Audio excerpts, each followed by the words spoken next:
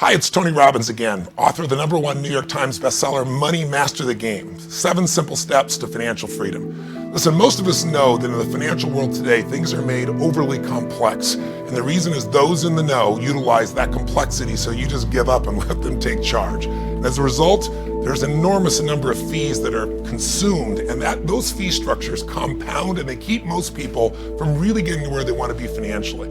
I spent 4 years interviewing 50 of the most brilliant financial minds in the world, the Warren Buffetts, the Carl Icahns, the people that are the best in the business. And what I found out from each of them is the types of abuses and the solutions to go after. What they all recommended was you've got to have investors have someone who's on their side legally. Lots of people have that intention, but people that are brokers, people that are wealth managers, are part of a closed system where they're really selling products for the house, and the house always wins. They're corporations, they're not bad people, they're trying to maximize the profitability they can make for their companies, for their shareholders. But if you're a client, you come number 2. And there's a few firms that are legally required, they're called registered investment advisors or fiduciaries. They're required to put your needs ahead of their own.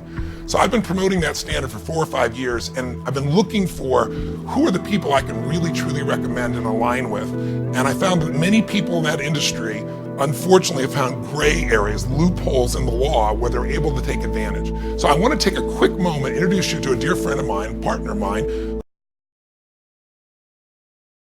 It's good to be with you. Tell me, what's the first biggest mistake people make? They just don't know where they're being taken advantage of when it comes to fees. Well, the overwhelming majority of money in America is managed by brokers. So Merrill Lynch, Smith Barney, UBS, Goldman Sachs, and on, and firms that are more accessible like, say, Edward Jones.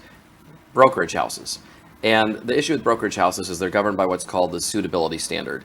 By law, they have to do what's suitable to the client. I love when you talk about suitability. We don't want anything in life that's just suitable, right? We want things that are great. Yes. The suitability standard is the lowest standard that there is. Their obligation is to the corporation that they work for. Right. So if you go over to the registered and independent advisor side, registered investment advisor side, where firms like Creative Planning are, and there are thousands of firms in that space, they're governed by the Securities Exchange Commission. They're fiduciaries. By law, they have to act in the best interest of the client. A very small minority of money has worked its way over to the independent side. A lot of very high net worth people have moved over there, and you're starting to see the masses get a little more educated. You're seeing every year more and more move from the brokerage house, but there's a long way to go. If you think about it, if everything's equal, let's say, and there are clearly smart people on both sides and sophisticated people on both sides, if everything's equal, why in the world would somebody choose to go to somebody who doesn't have to act in their best interests? To me, it's an unacceptable standard. It's frankly, it's amazing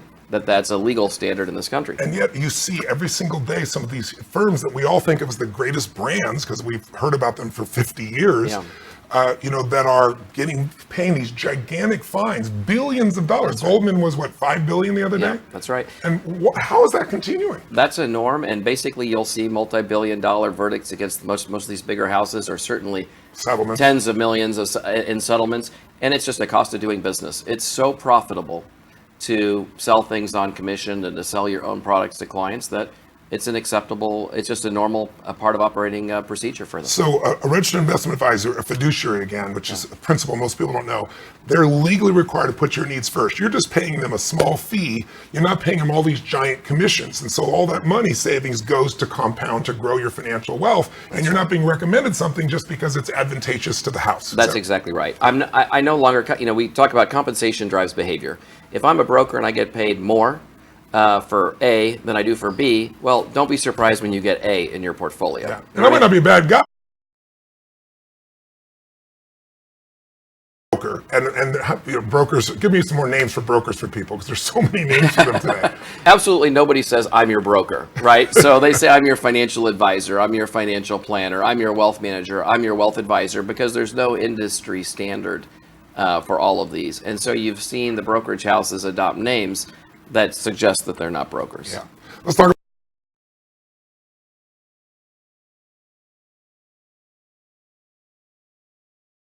about the second thing you got to look out for. So now I knew the difference. Yes. I'm saying, let me go have my own RIA. Let me make sure I recommend people only work with a registered investment advisor, a fiduciary. But as you and I both know, unfortunately, there's some loopholes there now. That's right. And tell me what's a loophole that people don't know about. I mean, the biggest one, you can drive a bus through it, a fleet of buses through it, is dual registration. So you have a broker leaves the brokerage world, goes over to the independent side where he's charging a fee to clients. Client says, hey, are you a fiduciary? He says yes, and he's telling the truth.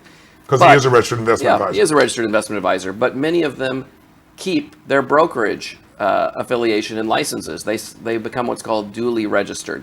They're a broker when they want to be, and they're a fiduciary when they want to be. And so you can go either way. So you think you're sitting with someone who has to put your needs first, and you don't question anything, and they could be selling you a product they're making a commission on. And they've got two hats. You know, they're wearing the fiduciary hat, and they tell you they're a fiduciary, but what good is the fiduciary hat then? Right. What you don't know is that anytime they can switch hats, charge a commission, get a trail, get a kickback, do whatever they want to do on the brokerage side. And it's legal? And it's legal, yeah.